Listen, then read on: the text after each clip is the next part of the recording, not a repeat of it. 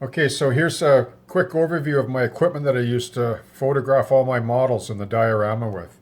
So this is the latest gadget that you're aware of that I picked up by Aputure. It's this little key light LED, which I love for getting in close and so on and filling in shadow and dark areas.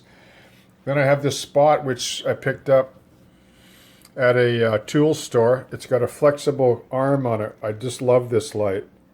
It's got a magnifier on the front, and it's just a single LED or a bunch of LEDs in there, and I just love the way it lights up the subject. And I move it around, and it's mounted with a magnetic switch right here. You just undo that and it comes off. It's a big piece of steel rail that I got from my brother when he used to weld frogs for a railroad company.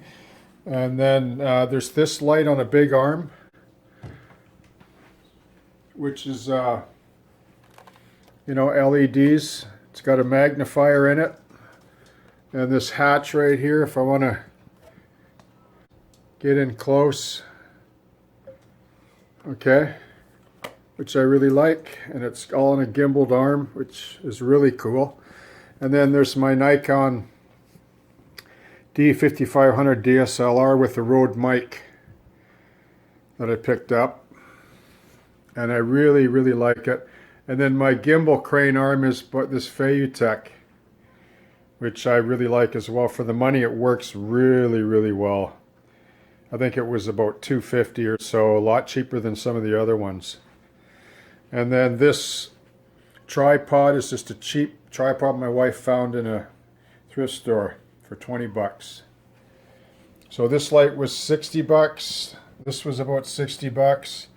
This was a little bit pricey, but it's really heavy and well built. And then the camera, that was about 500 used with the mic, an extra 100 or so. Yeah, so the whole setup is about 1K. That's how I do all my work with, how I do all my production. Okay.